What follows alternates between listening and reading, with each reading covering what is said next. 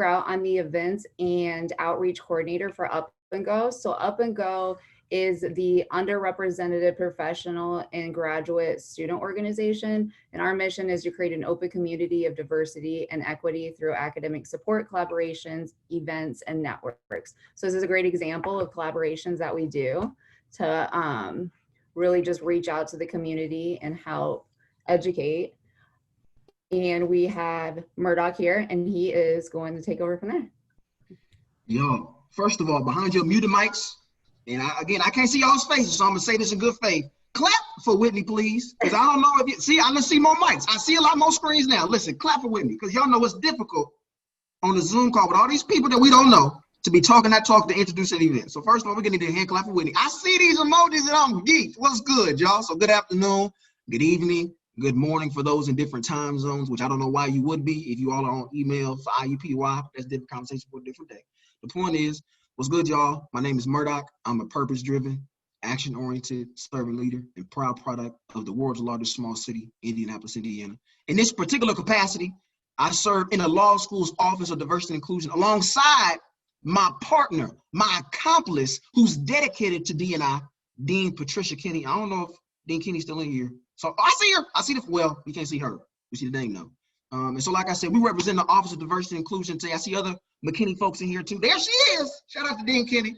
And we are thankful. We are excited to be in collaboration with UPnGO generally for the Know Your Rights series. This is a series of events we've been doing, I think, for the past year that may or may not be accurate. If it's inaccurate, Dr. Hardy's definitely gonna hit me on the side and say do better. But what I will say is that we've been doing an incredible number of events about making people aware of the rights that we have as people. And today, this is no kind of an exception. As we know, we are in a major year.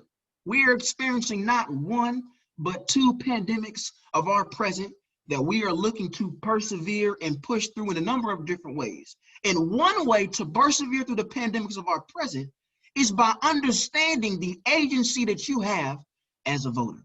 And here today, we are having a panel of powerful people. Y'all know I love the letter P. It's gonna be a whole lot of alliterations today.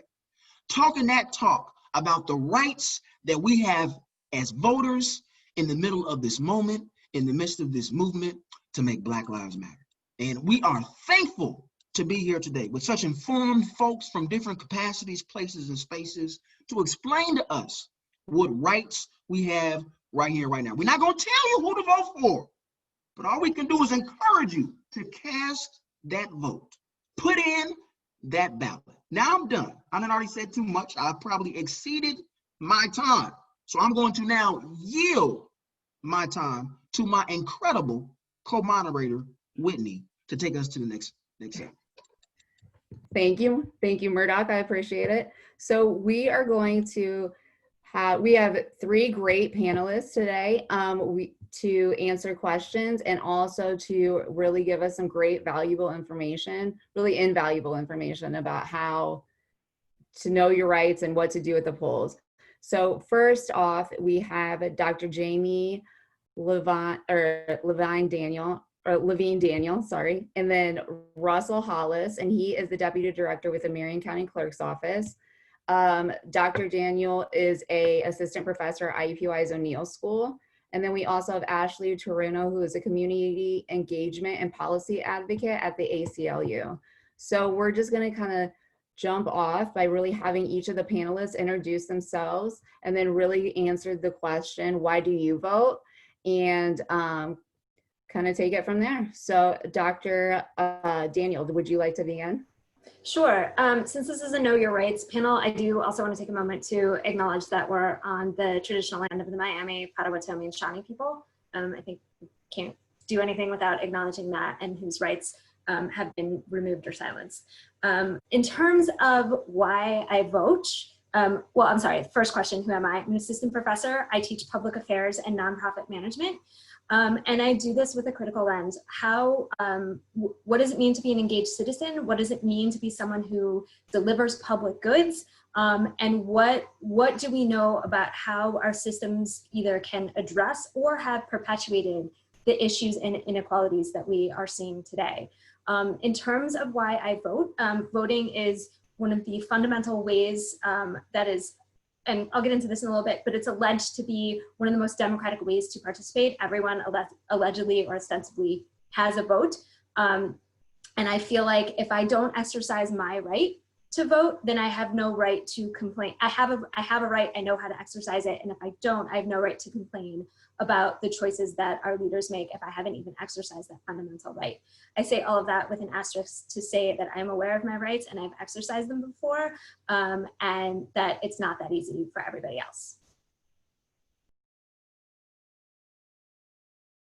Awesome, thank you. I love that.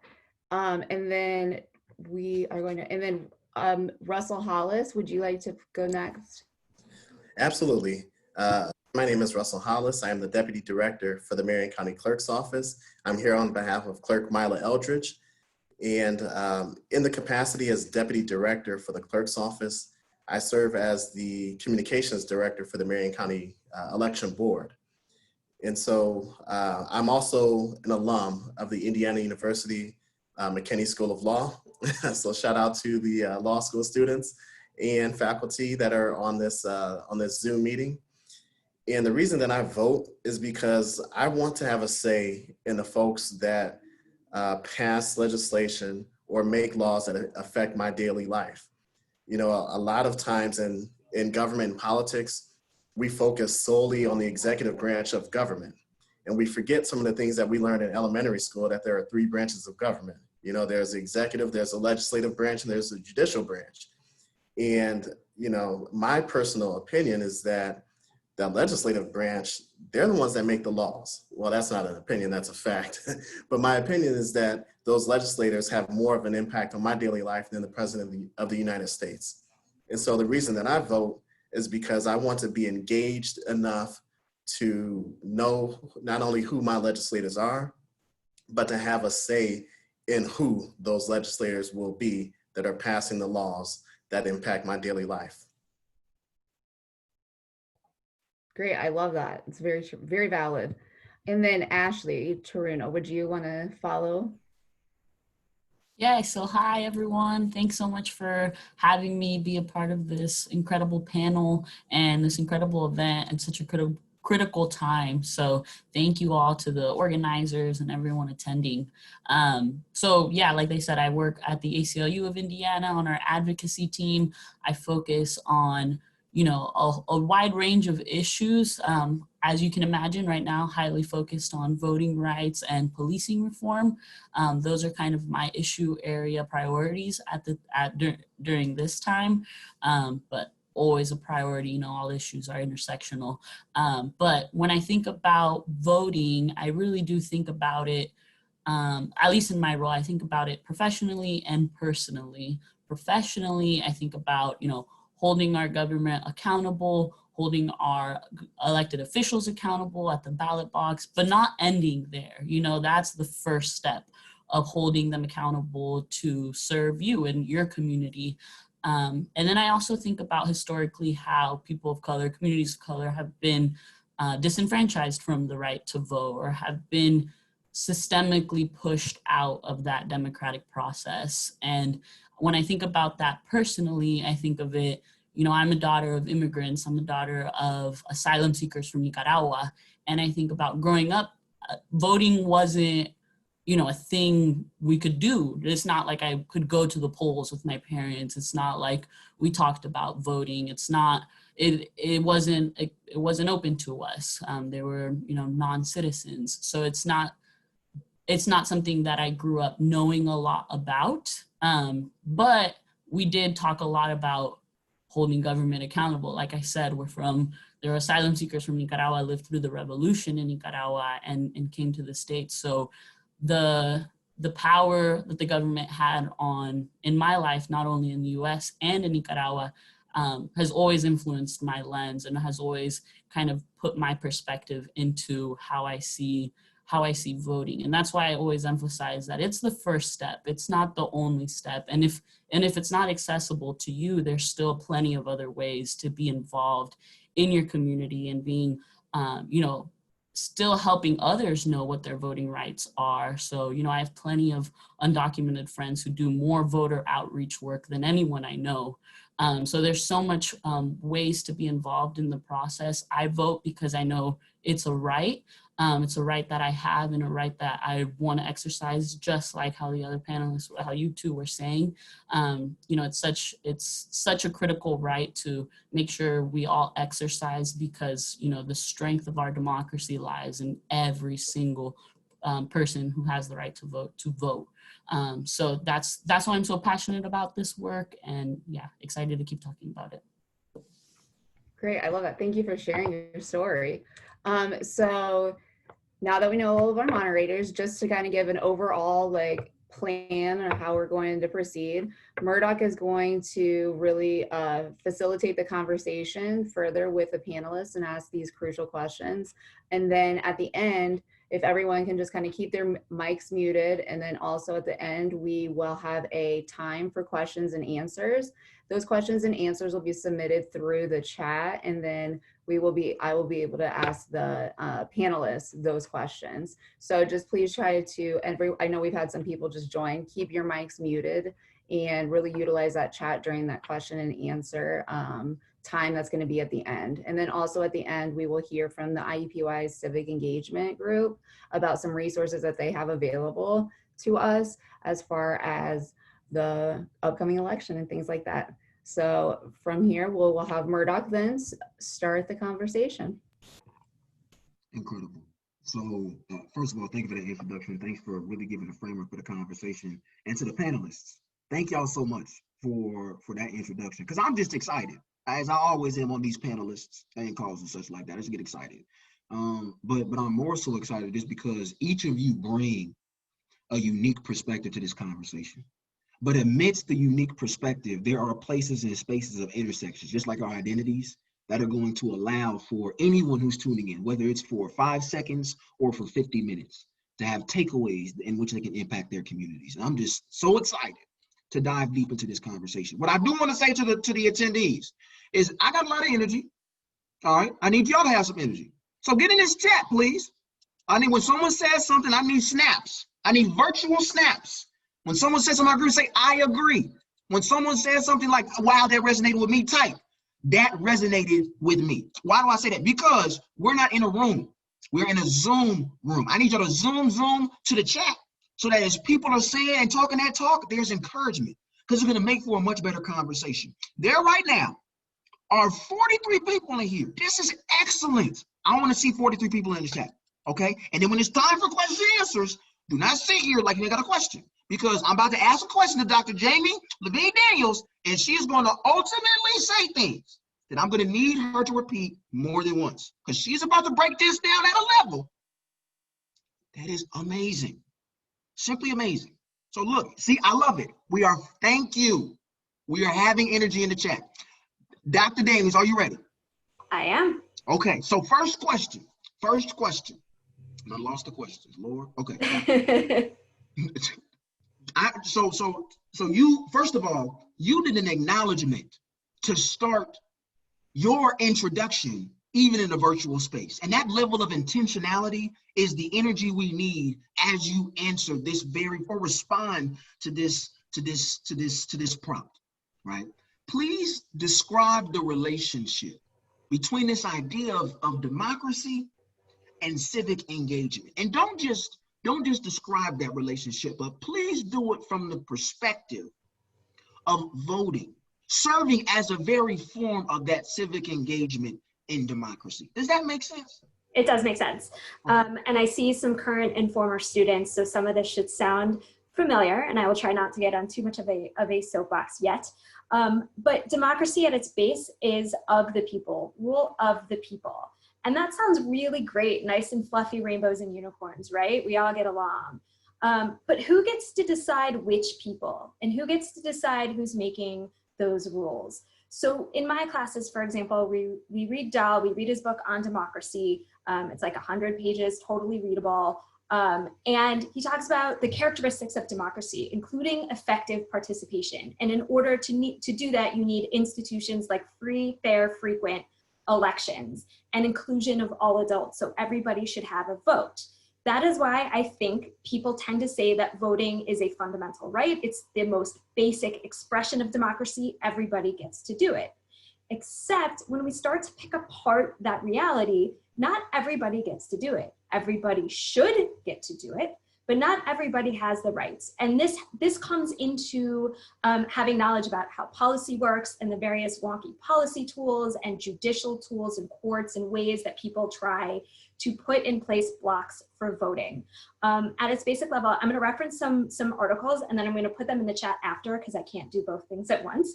But Slate, I think last week had an article that said, how easy is voting in your state? They have a map and it's like traffic light colors. Indiana and 9 other states are red, meaning it is very difficult to vote. You have to have a state issued ID, which means you can get to a BMV, that you have the resources to purchase a state ID, that you have the paperwork that gives you that ID. So that's one block. Second is assuming that polls are open and accessible. Our polls close at 6 p.m.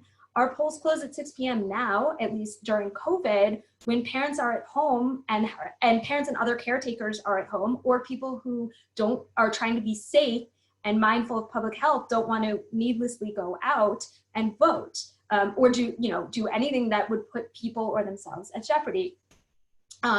We know, for example, that even if you vote, if you can qualify to vote absentee, if you're not in a state that automatically mails out votes, if you're in a state where you can apply for an absentee ballot, some states like Indiana require specific reasons, and COVID is not one of those reasons as of right now.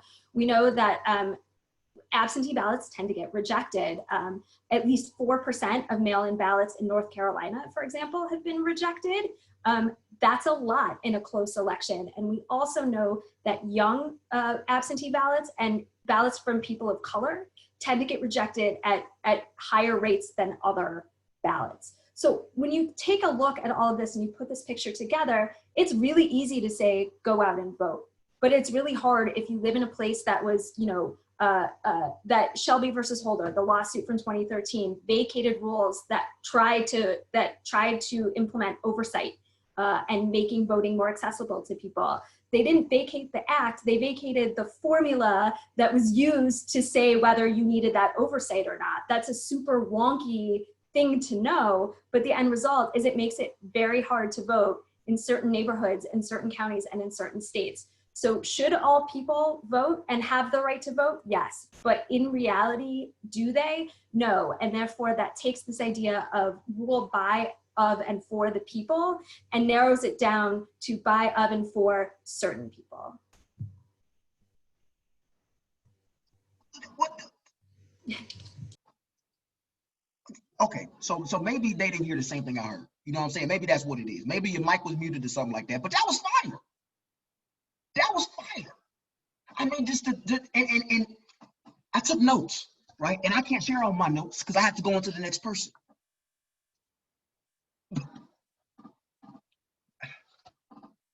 Look, I pray y'all taking notes on these people.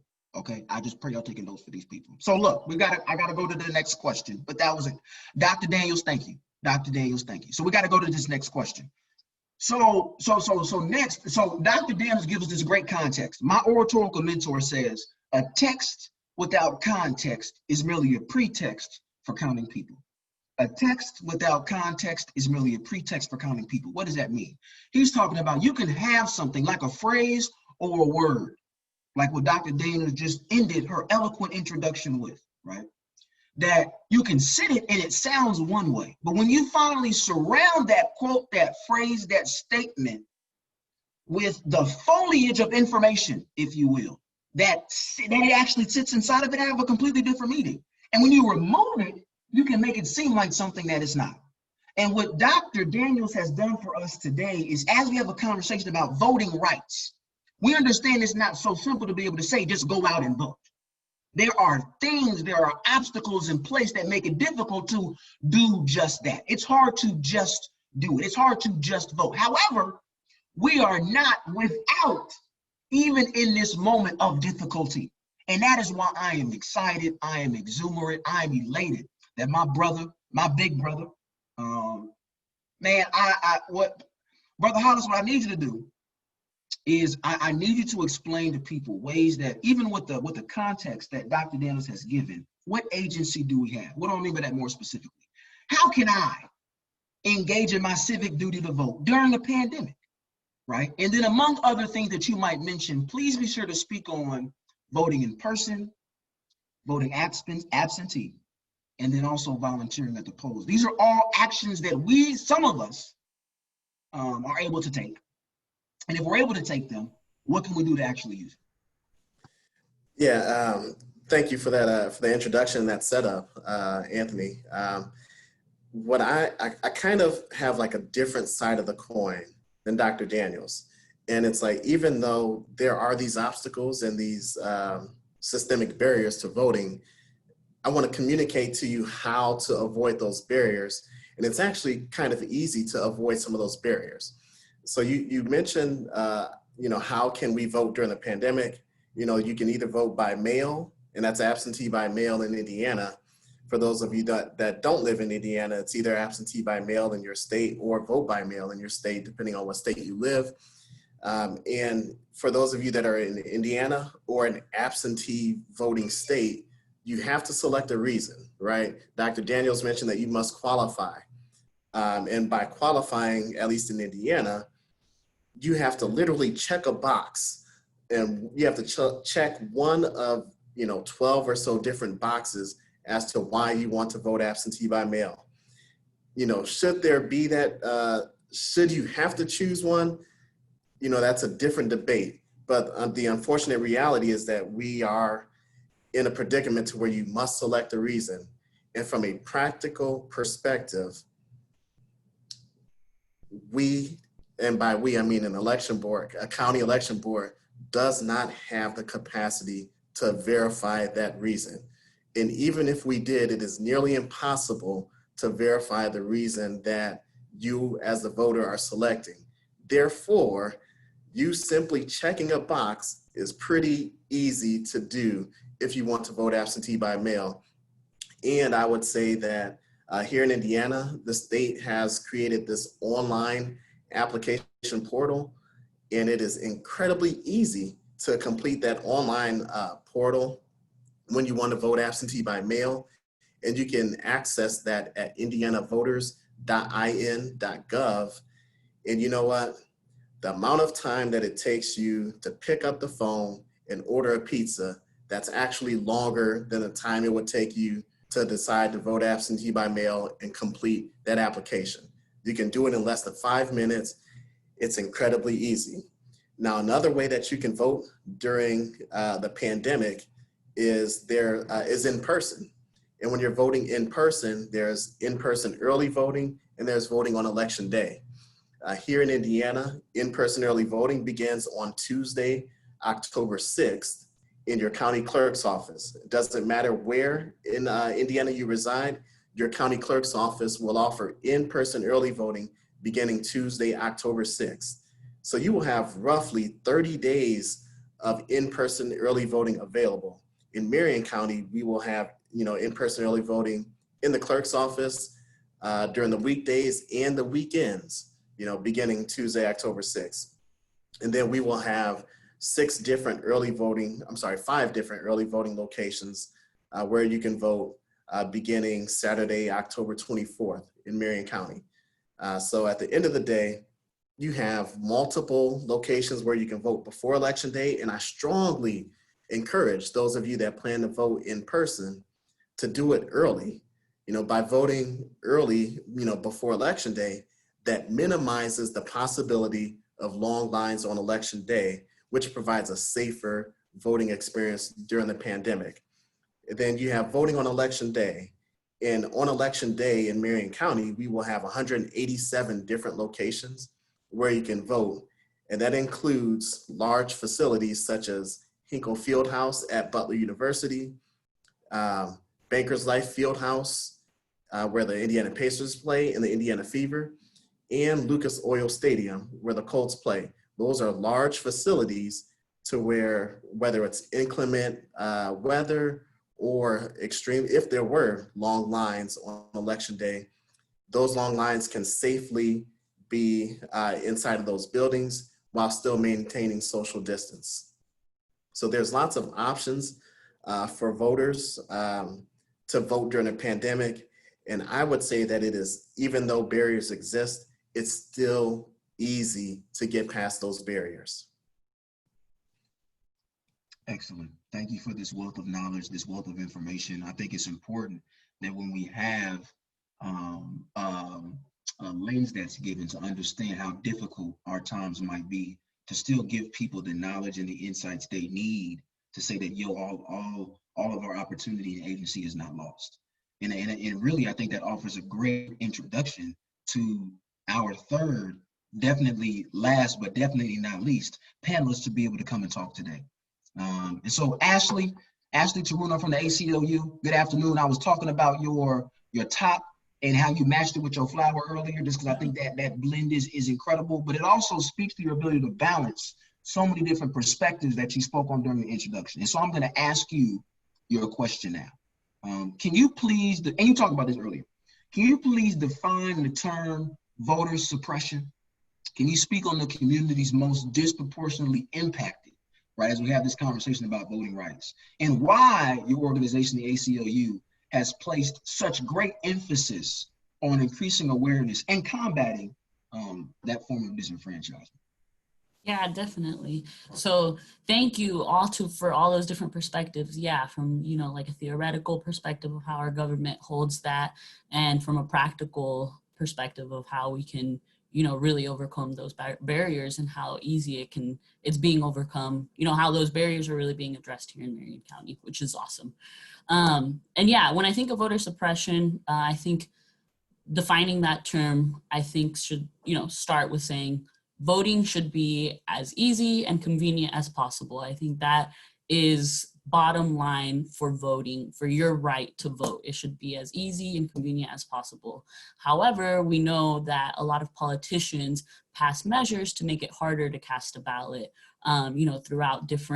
through different mechanisms, really with the goal being trying to manipulate political outcomes, and the result being that we have a severely compromised democracy, because as I was saying earlier, that strength of our democracy really comes when every voter can participate and make their voices heard.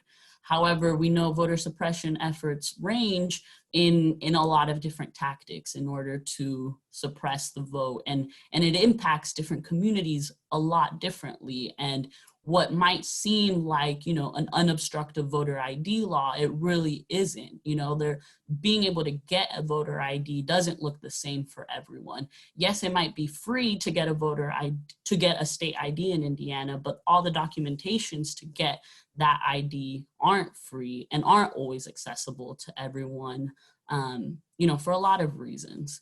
So there's that. There's cuts, there are cuts to early voting in other areas or polling places. Thankfully, that's not the case here in Marion County. Yes to the clerk's office.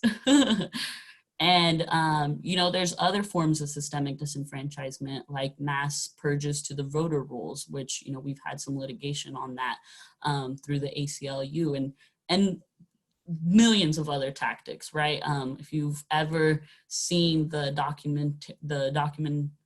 documentary, I can't say the word for some reason, of all of the voter suppression that happened in Georgia, I believe it's titled Suppressed. But ACLU was really involved in the litigation there. But there's all these tactics in order to really impact certain communities from voting, especially people of color, students, people who've been previously incarcerated, people with disabilities, different communities whose their access to the polls isn't the same as someone who doesn't have those barriers. And I think it even goes deeper into how that notion of, oh, my vote doesn't count, oh, my vote doesn't do anything, oh, it's everything's, it's a giant system where my vote is just thrown in the trash and it doesn't matter. I think that idea is really prevalent in a lot of communities of color, because we're so used to not being at the table. We're used to, being pushed out. And so thinking of like why would there be so many people trying to prohibit you, so many politicians trying to prohibit your access to the polls if it didn't matter, right? So they wouldn't be trying to, voter suppression wouldn't exist if your vote didn't matter, is how I see it, really. And so for all these reasons is why we launched our Yes, You Can Vote campaign, aiming to ensure every Hoosier knows their voting rights and exercises their voting rights. So Indiana is one of 16 states, including DC, that allows people who've been previously incarcerated the right to vote, meaning individuals lose their voting rights once they're incarcerated, but receive automatic restoration upon release. So unless you're in the four walls of prison, you don't have the right to vote, but as soon as you're released, you have the right to vote. You just have to check your registration. So individuals on parole, probation, in home detention, in jail awaiting trial, or in a variety of community correction programs can vote. So I think that's a common misconception that, Indiana isn't always, one of 16 states for something like that, for a policy that, us at the ACLU can really support. It's usually the opposite. So we really, really are dedicated to letting people know that right and exercise that right. So we have our campaign, and I'm happy to share more about it and let people know how they can get involved with it. But yeah, when I think of voter suppression, I think of how there's lots of tactics out there that will just continue, and we all have to be in the fight together to eliminate those barriers to the ballot. And that happens with, making sure you elect legislators who are at the state house who want to make sure voting is as easy and convenient as possible for everyone and aren't trying to suppress the vote. I was snapping while you were speaking, just because while you were definitely saying things that were accurate, they were also, the truth is poetic in a world that's normalized lying and dishonesty. The truth is genuinely poetic. And so thank you for sharing that piece. As my good friend Mariah Ivy would say, I heard that piece open mic every third Thursday. Thank you for sharing that. And really to all of the panelists for really just giving such tremendous insights. I know y'all are deep in this chat right now. And this is exactly the energy that we needed, because again, y'all have broken this down so well. And now, right, the pieces, you all have talked that talk, right? Each of us have talked that talk. We live in a society that's predicated upon status, and that's why symbols mean so much. And if nothing else, your vote is a very powerful symbol that means something when this country acknowledges you as a citizen of this institution. And it is our job, it is our duty as people who live in this community to advocate for the ability for folks who have this privilege that we call a right to be able to vote, to get more and more folks to be able to access that thing and have critical conversations about why those things are important. And each of you have spoken about that from unique perspectives. And so now that we've been able to talk that talk, it's time to give the audience, the viewers, some takeaways. So for each of you, and I'm going to start again with Dr. Jamie Levine Daniels, as I did in the beginning. Can you just personally outro yourself, just briefly, but then also if there is one thing that someone in this audience can do in support of the great responses that you've given, in support of your work, what would it be? Sure. So I think one of the things to keep in mind is that there are systemic issues, but as Russell and Ashley both pointed out, there are ways that we as individuals can overcome those issues. I think the bigger issue or challenge is removing those barriers so they don't exist in the first place and need to be overcome. So on the individual level, I'm going to give two things because one is on the individual level. Check if you are eligible to vote or think you're eligible to vote, check your registration, update your registration, and make your plan to vote, whether it's on election day, November 3rd, or before during the early voting. So that is at the individual level. And in terms of just activating voters and specifically focusing on that aspect, think about the more we vote and get leaders in line who are going to make decisions that we want, they're the ones who are going to control the district lines, for example, the state allocations. There's a whole thing, right? It's sort of not the topic of today's call, but your vote has implications beyond just who's president. Do what you can to mobilize voters, specifically focusing on this. Even if you're not eligible to vote, you can make phone calls through headcount.org or send text messages through Headcount or Moms Demand Action, Every Town for Gun Sense, or there's myriad other organizations. You can send postcards if you have the resources to buy postcards and postage. You can send, get out the vote postcards and things like that. There are a ton of different ways that whether you are an eligible voter or not, you can help mobilize voters to know that the elections are coming and to know to make their plans and to learn the resources here and in their own states. Virtual hand claps, snaps, thank yous for all of this incredible commentary. Absolutely amazing. Thank you, thank you, thank you. We're gonna keep that same energy though. Russell Hollis, like I said, my big brother. I'm so glad we had you here today. Same idea, personal outro, and then if there's something that, oh, you know what? I wasn't gonna mention it and I'm not going to. But for those who are here today, personal outro, something that we can do right here, right now. Yes, and I kind of will reiterate a little bit of what Dr. Daniel said. First let me tell you what not to do, then I will tell you what to do. Here's what not to do. Do not wake up on Tuesday, November 3rd and say, I think I'm gonna go and vote on election day. No, don't do that. Dr. Daniel said you need to create a plan before election day. And you know what? I'll go a step further and say I strongly recommend that you create that plan by 10/4. By 10/4, you need to know what you're doing. And part of that plan is going to be, one, am I registered to vote?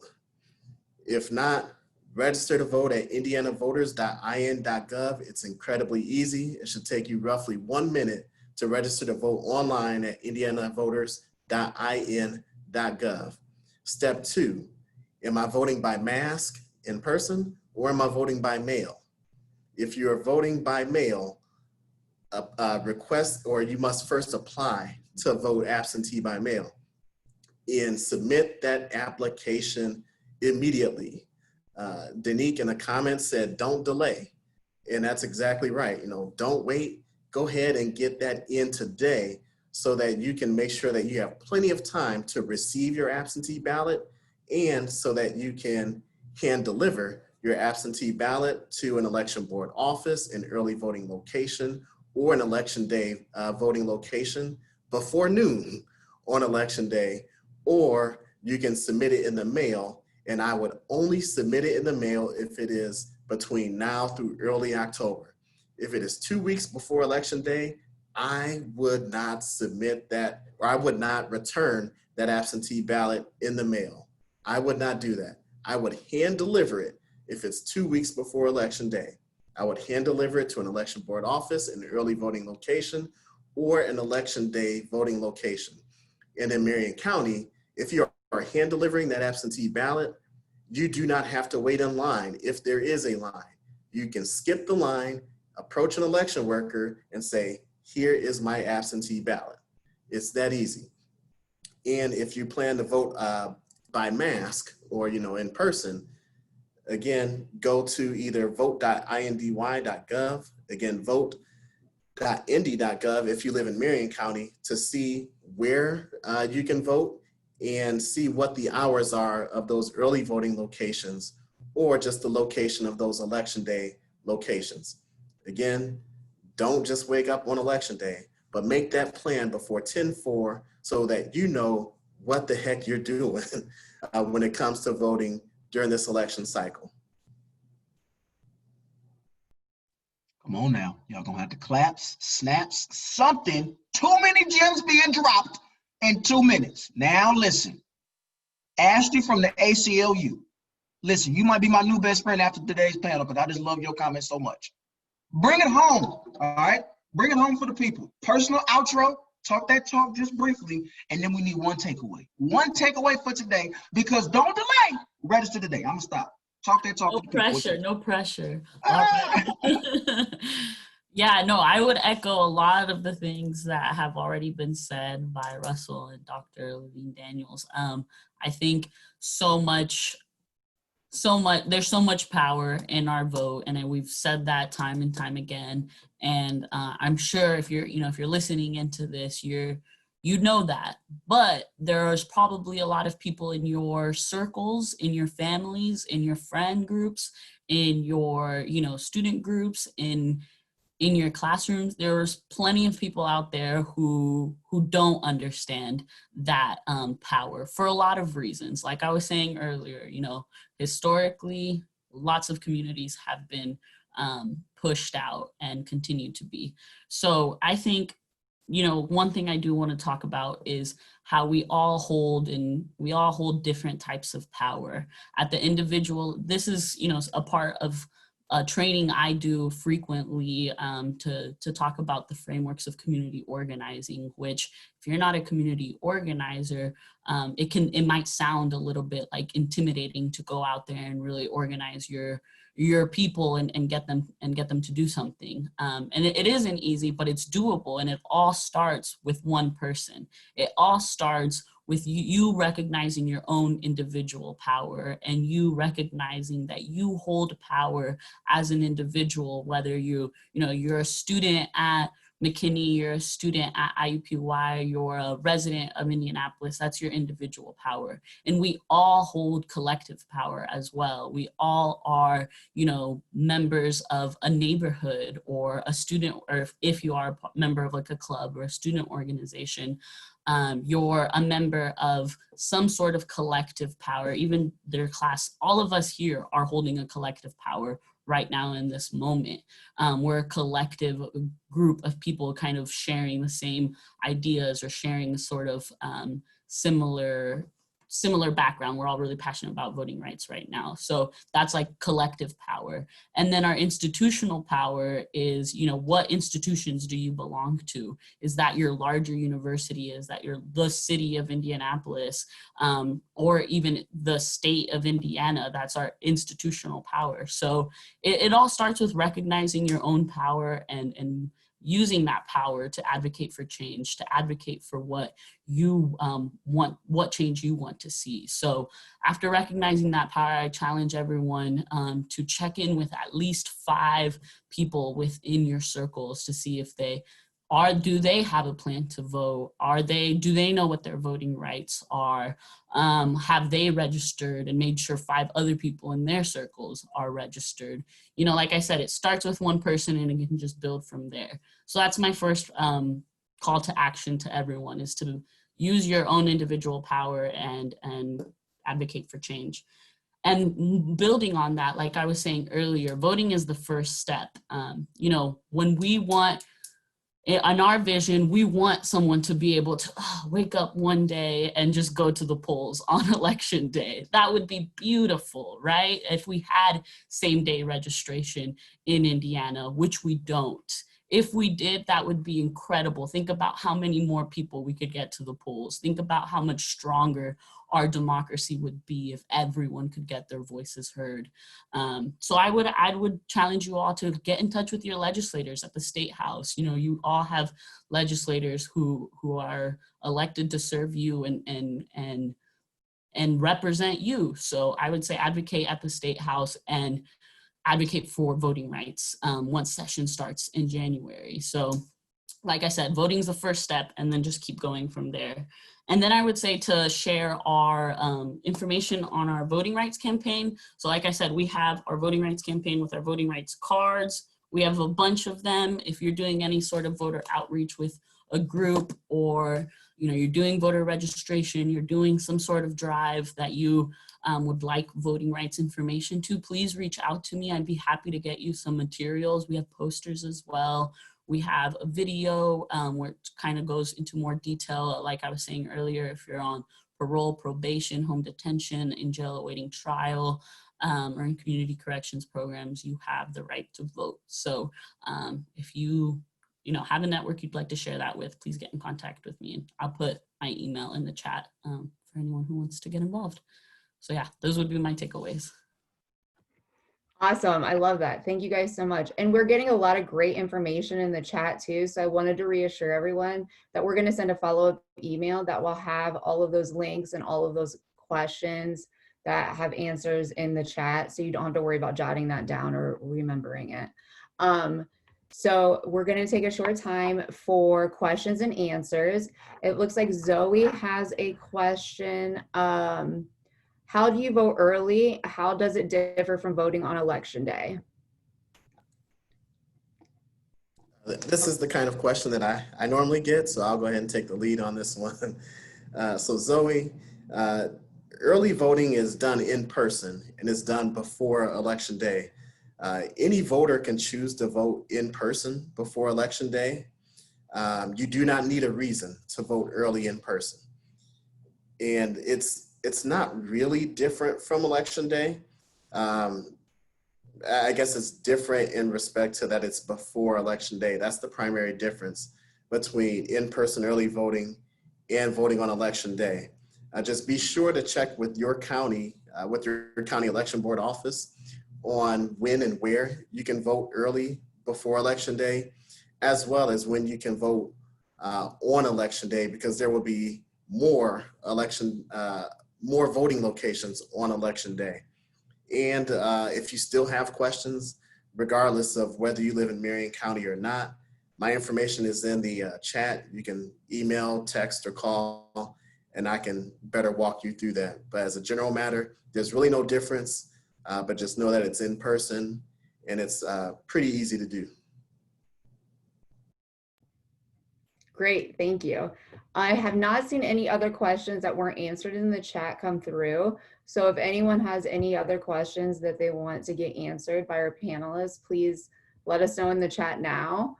And we also will take time from Emily Snooks with IUPUI Civic Engagement, and she's going to elaborate on some resources that that group has available for voters. So Emily, would you like to take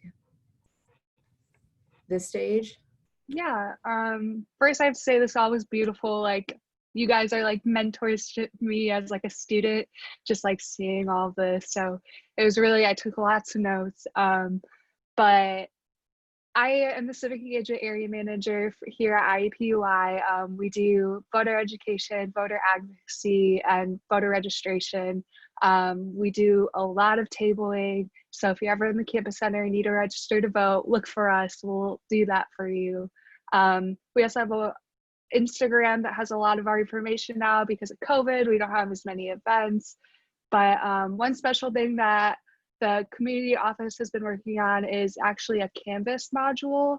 So we actually now have an IUPUI Civic Engagement Canvas module, and I sent the link to Dr. Hardy, and I'm sure she'll send it out to all of you if you want to plug it to your students or have it for any of your classes. That would be amazing. But yeah, we're just a student group on campus who, like you, like other students, just like are trying to figure out civic engagement. So yeah, thank you. Awesome, thank you. I really appreciate that information. And again, we will send a follow-up email that has all of these links, contact information, and overall like questions and answers that were asked in the chat. So you will be expecting an email shortly. And thank you so much for everyone who really participated with that. Again, I haven't seen any other questions come through in the chat, so I'll go ahead and pass the mic to my great moderator, Murdock, and he will wrap it up. Yo, I'm gonna do the same thing I said at the beginning. Navigating even a Q&A. Okay, we're not gonna underestimate navigating a Q&A when there was 2 questions. I want to see, do we understand this? I'm gonna talk about my co-moderator just because I think this is crucial. This is community. All right, this is community. So this is the transition between, as you all wait to put your questions, let's do this temporary announcement and then go back. No uhs, no ums, no, I don't know what. That was incredible. So shout out to my co-moderator for doing an incredible job to start, to end, continuing to show love. You're the bomb.com, my friend. Did you want to say anything about yourself to outro? You want to talk anything about your office? Because if not, I'm gonna definitely shut this joint down. About Up and Go? Yeah, you want to say anything about UPnGO at all or anything like that? Yeah, so Up and Go is a great way to get involved. So if you have disability, if you're an underrepresented professional student, it's a great way to really learn about your resources. And we do a lot of events that we'll also put in the email that we send out, as far as just events like mixers and things like, well, virtual mixers, but ways to really get involved, and then also to just communicate with other underrepresented professional students that are on campus. And so it's med students, law students, grad students from the various different schools. We also have our Twitter and Instagram that Danique just put in the chat. So please follow us, because that's a great way to stay in touch. And then also, if you have any questions or anything else, we can definitely follow up with that for you. So thank you. Excellent, excellent. Well, look, I'll continue looking at these questions. I don't think anything has come in yet. But again, there'll also be an email, like it's been said, a number of different, yes. Anthony, while you're still looking for questions, I do want to point out one thing. I've mentioned, voting in person, whether it's before election day or on election day. But there's something else that's worth noting. We are in the middle of a pandemic. And so I do want to just briefly mention some of the safety precautions that you should expect as a voter when you go to vote in person. And so all of our vote center locations or early voting locations will have painter's tape on the inside of those polling locations that mark like a 6-foot distance, where voters should stand. We will also use chalk outside of the locations, if in case there is a line at those locations, chalk will note, that 6-foot social distance, and we will enforce social distancing at all of our voting locations. Also, poll workers will wear masks or a face shield, and they will be behind plexiglass that separates them from the voters. They will also provide voters with these finger coats, which is kind of like a latex finger sleeve. And voters will use that finger sleeve when they are signing their name on an electronic poll book, which is an iPad, and when they are making their selections on a touchscreen voting machine, so that they are not directly touching voting equipment with their skin. Also, we will have a health and safety manager at every voting location, whether it's before election day or on election day. And that health and safety manager or managers will help sanitize voting equipment frequently throughout the day. I love that. We did have a question come through, a couple questions come through the chat after you were speaking. Will there be non-latex options for the finger sleeve? And then also, as a first-time voter, Melanie Sanchez, as a first-time voter, I just feel overwhelmed with all of this information and what the media is highlighting. What should I educate myself on before I go vote? So 2 questions. Let me first start with the latex question. At this time, that is our only option.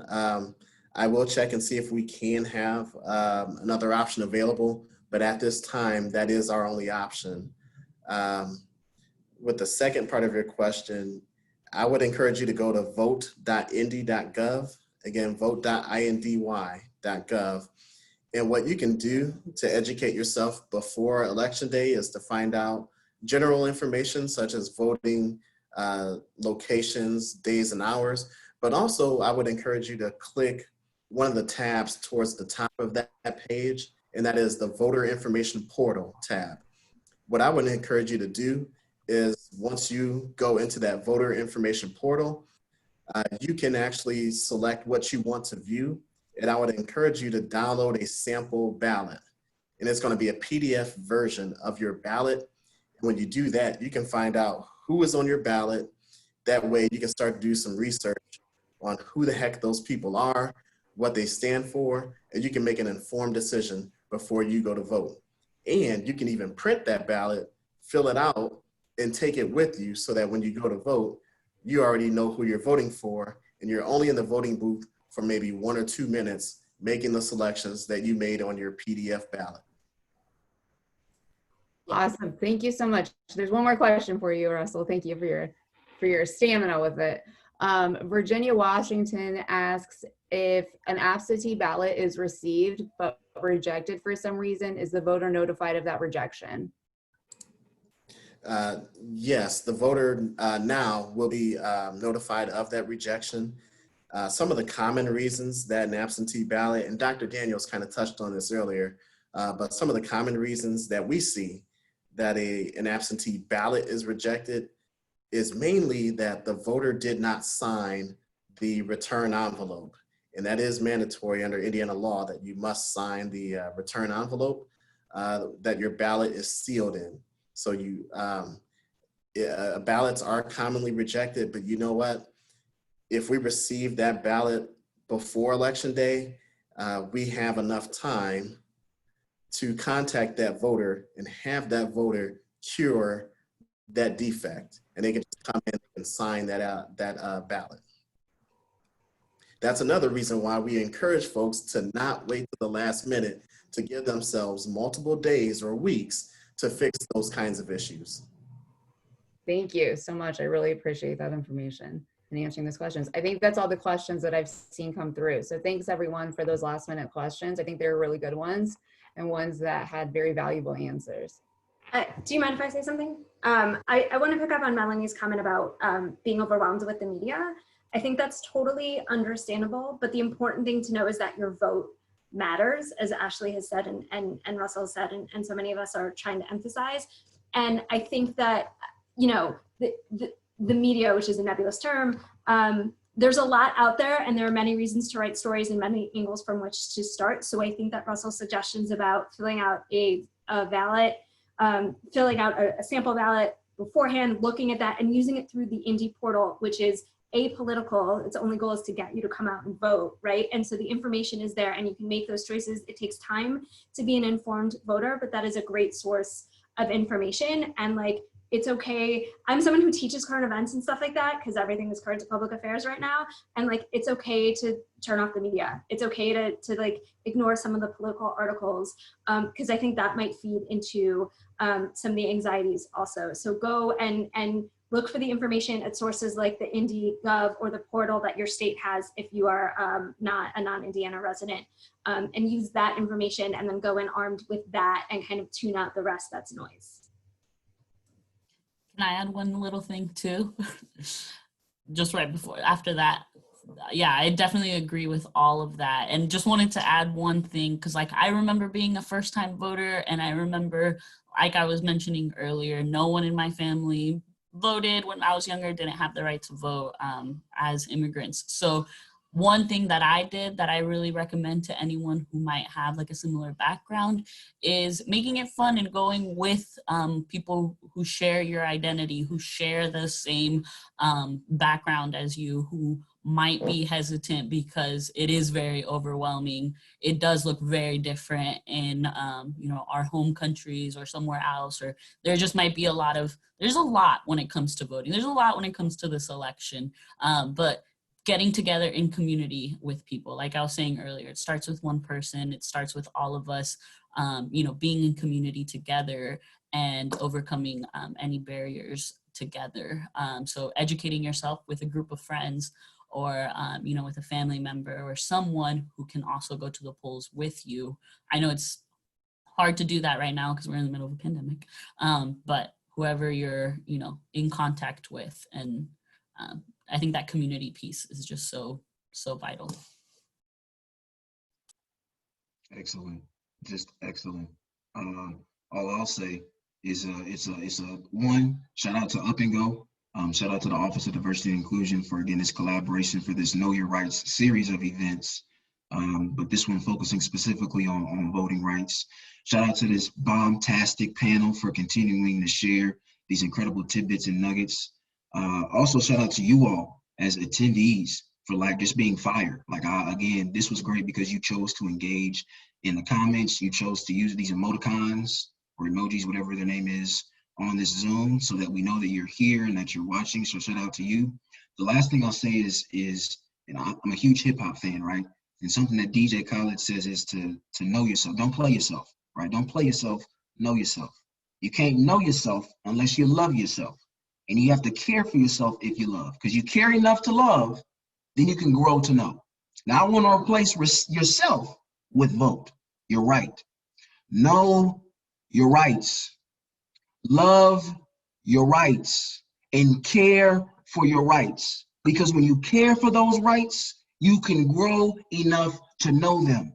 And when you know those rights, we can grow to each as individuals, as communities, as collectives, and as systems to love those rights. And it is with that loving of those rights. Because again, like Ashley from the ACLU said, you would not be getting suppressed from casting those ballots if they didn't mean something to somebody. So love your rights enough to know them. And that there is the close for this incredible panel. Thank y'all so much for tapping in. There's going to be a whole lot of emails sent, y'all@bomb.com. We're going to see y'all later. Bye, y'all.